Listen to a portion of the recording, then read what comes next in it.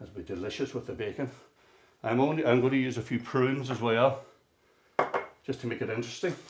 This of course makes the turkey go further as well when you've got all little bits like this. And just roll it up like that. Some with prunes, some without.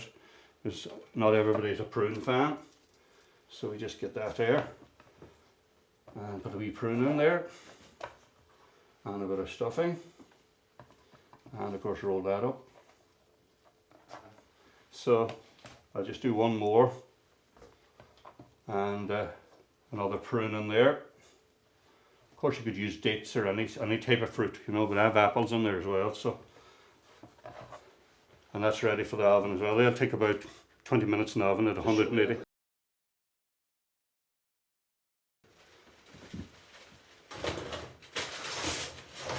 Now that's fit snugly in there. The reason that I put it in for 200 degrees is to get the turkey cooking right away. If you put it in at a low temperature, it tends to dry out the turkey. So this way it'll start to cook in about 20 minutes with the 200, and then I'll turn it down to 170, and that's a good temperature to cook a turkey like this. And of course, as I said, 17 to 20 minutes, but it's only a guide. This is only a guide. You want to check it 3/4 way through and see what the temperature is. Again, as I said, clean the thermometer and check it towards the end of your time, and you will it'll give you an idea of when it's going to be cooked. But altogether, I'd say that turkey in there is going to probably take 3 hours. As well as that, I'm going to put in the leg, and the leg's going to take about 1 hour and 15 minutes.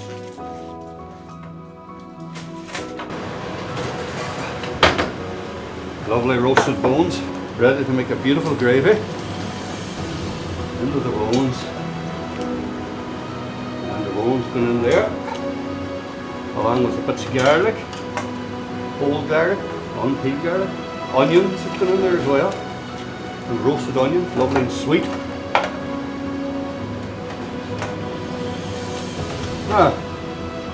And along with that, I'm going to put in some herbs. I'm just going to roll up the herbs. I have a leek, and I'm just putting some rosemary and some thyme, and I have some parsley in there, and I'm just going to roll that up, and I'm going to make that little herb parcel, tie it up. This will give a lovely flavour to the gravy as well. That goes in there, and I'm going to put in a bit of a leek. Carrots, which I've washed, not peeled, and I'm going to put in some water. In goes the water.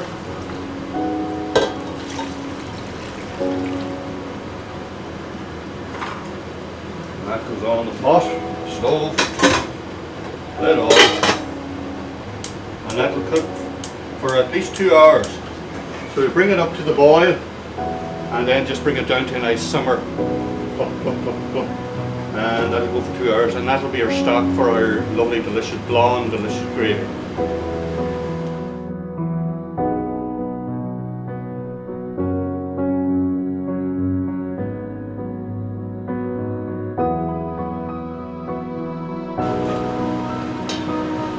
That'll make a wonderful gravy.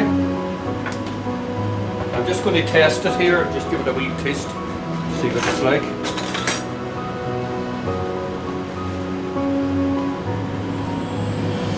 That's absolutely wonderful. The brilliant flavour of that. It's lovely gravy. So I'm going to put my pan on here now to start my gravy.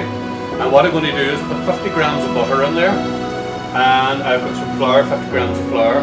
But first I'm going to saute off the onions. So, 50 grams of butter in the pan.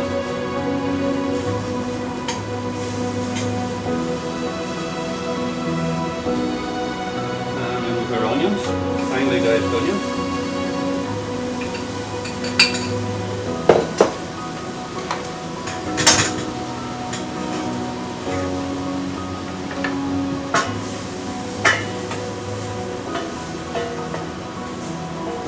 Cook them off, saute them off.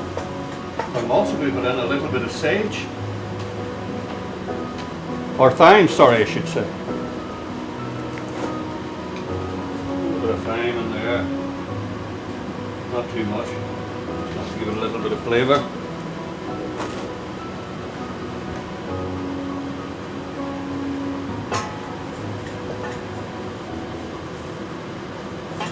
Cooking regular,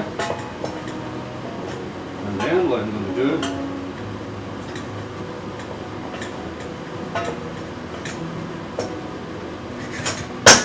is add some flour, 50 grams of flour. We'll make a roux.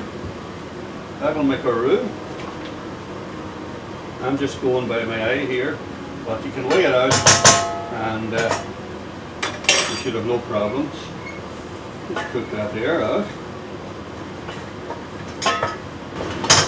Now, that's our onions and our roux cooking away there nicely. I have my stock reducing there, so the flavour is going to be more intense. What I have is here as well as the thyme. But if you want your gravy to be slightly darker, you can always use soy sauce.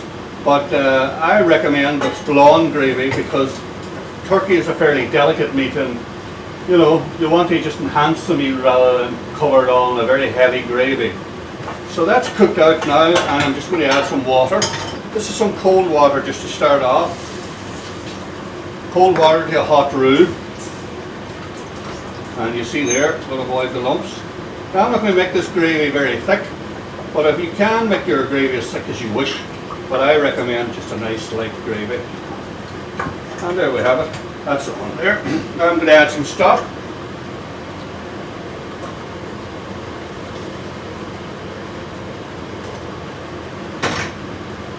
And that's going to come to the boil. And I'm just going to check it then for seasoning.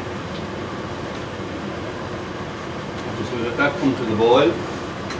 So I've got the water there now and the stock in, and I'm just waiting for that to come up to the boil. And because I've not used any salt, I tend not to use a lot of salt, is I'm using an Or stock cube, and that's going to be the seasoning for me. So one stock cube is going to do a whole pot of sauce. Again, I don't like my sauce to be too thick, I just want it to be like that there. I think that's the ideal thickness for the turkey, for bringing out the best in the turkey. And I'm just going to test that actually. That's up to the boil.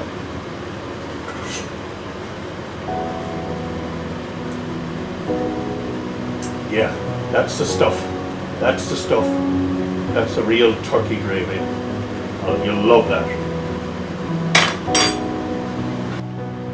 Let's check this thing, turkey.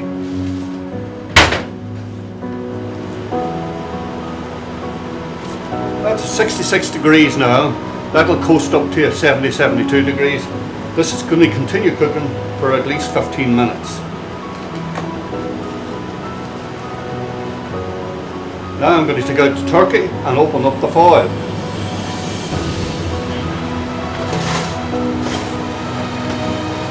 Close the oven again. And the reason why I put the foil on the way I did, because it only takes 2 seconds to do this. And that's the reason I put on the foil, like so. And that just sits down there, out of the road. That goes back into the oven. I'm just going to give it a little I like to season it at this stage with a bit of black pepper. It's just, I tend to like to season it. And that goes back into the oven. I don't need to put salt on it because the bacon's salty enough.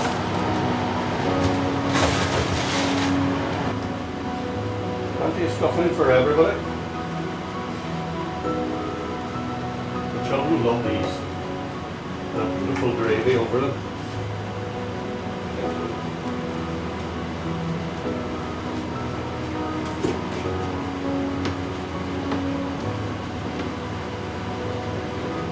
Now I just check the temperature, thickest part of the breast, make sure it's not touching the bone.